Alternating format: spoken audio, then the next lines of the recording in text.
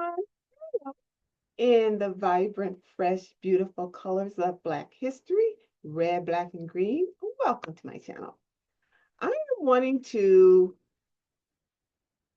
for the next 10 days, since we have only 10 days left in this month of February, as I often do every year, I use the month of February to bring to some awareness of those who are not, or refresh awareness, or make us remember some of the strong contributions of Blacks in this country, America.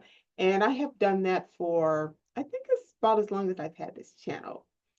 This year, I'd like to do it a little differently. Now, last week I had a 3-part little small series on Valentine's Day. And please go back and take a look at that if you're still interested, in which I spoke about love dharma, love drama, love trauma, and love karma. And if you treat your love good, you only stay at the dharma phase.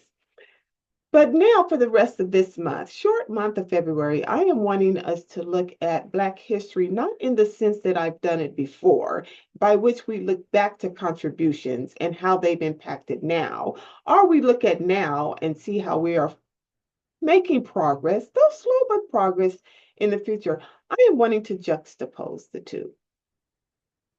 Okay, so that's what I am going to do, starting with this one. Today is President's Day, and I'm wanting to look back then versus to where we are now as to our many presidents.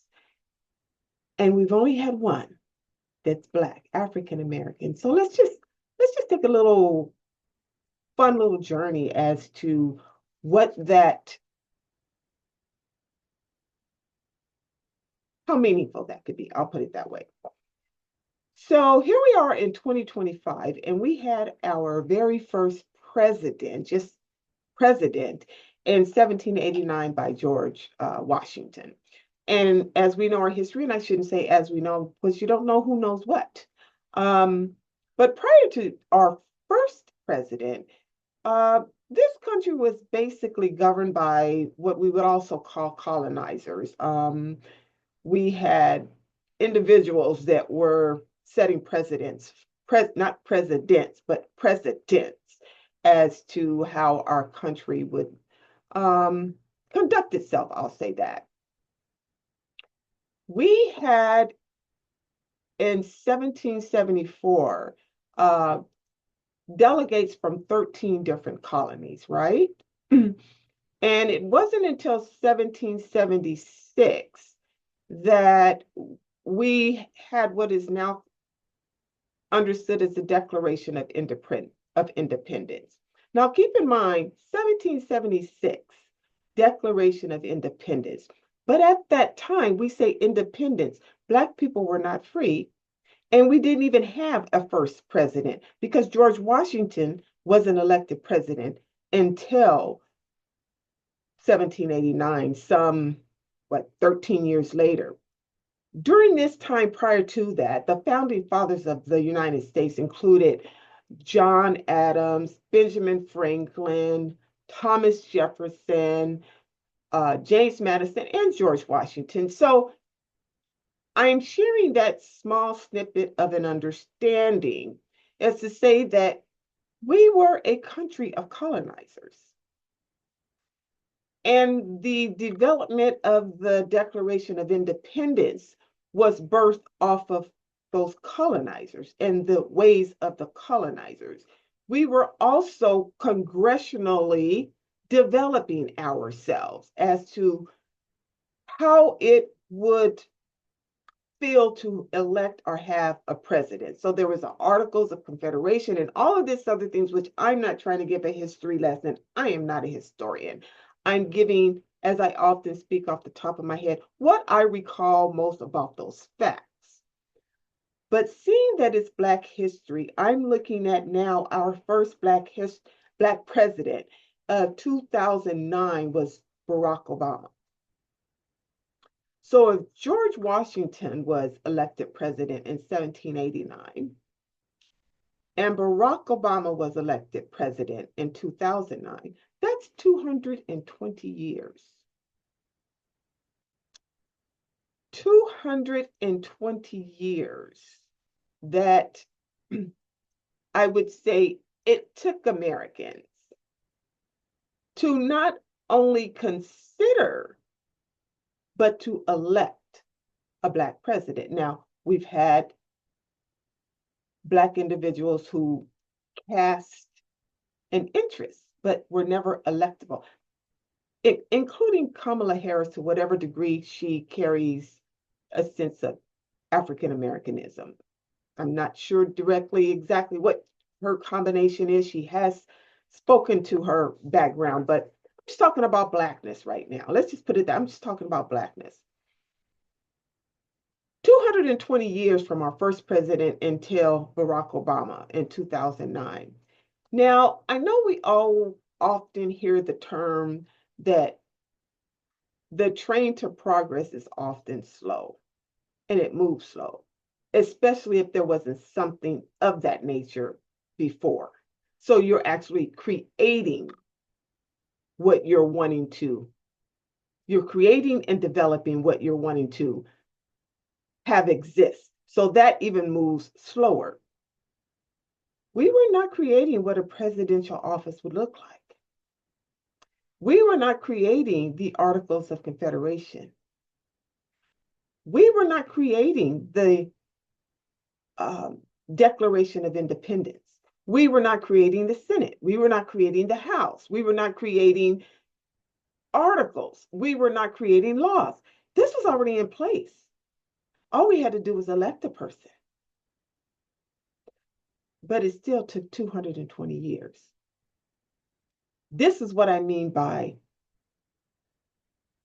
juxtaposing back then to now, and how slow, resistant, disturbing, withholding the progress for an individual by which that person is classified as African American Black has been. Yet there's no reason, there's nothing but that reason by which that progress has been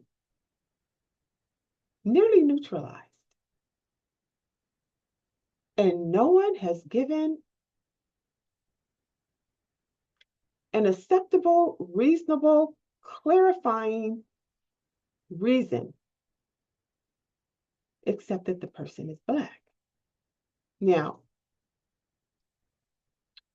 despite your background, Black, sorry, despite your background, that is a fact that is real despite who you are in hearing it. Okay? All right. So let's just understand that. That is a fact that's real despite who you are in hearing it. The facts are there. And on this President's Day, we honor all of our past presidents, but for today in Black history, I'm honoring Barack Obama. And the fact that he has his own presidential library and the things that he did during his term, and the fact that we, at least for a moment of a few years of a moment, changed the trajectory of what a president looked like in this country. Now, it would have been great to change it even more, to have a woman incur that office or be elected to that office, I'd say. But having said all that, and how I began this video by saying a brief look backwards as to before the first president and before we even elected that person, we were under colonization. To some degree or another, what great progress have we made by which colonization is completely unviewable by the deeds and the acts and the ways of the powers by which it can reinsert itself, is what I'm saying. So these are things that makes us have to at least consider not just a slow progress, but a resistance to neutralize any progress, as we are seeing that demonstrated in DEI of late. But there are the facts. And if we can do nothing but have an awareness and an acceptance to that awareness as to what it truly looks like without the impositional views that you may have had first, perhaps we can have quicker progress in the future, is what I hope.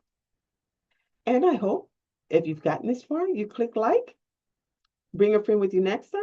If you haven't subscribed yet, click subscribe. And I'll see you next time as we finish this month out, February 2025, focusing again on then and now as to the progress of Black Americans in this country and how, if anything, we continue to overcome the many obstacles that seem to have been intended. And I love you. If you've gotten this far, please click like, please click subscribe, and I'll see you next time. Bye. All in love, okay? All in love. Bye.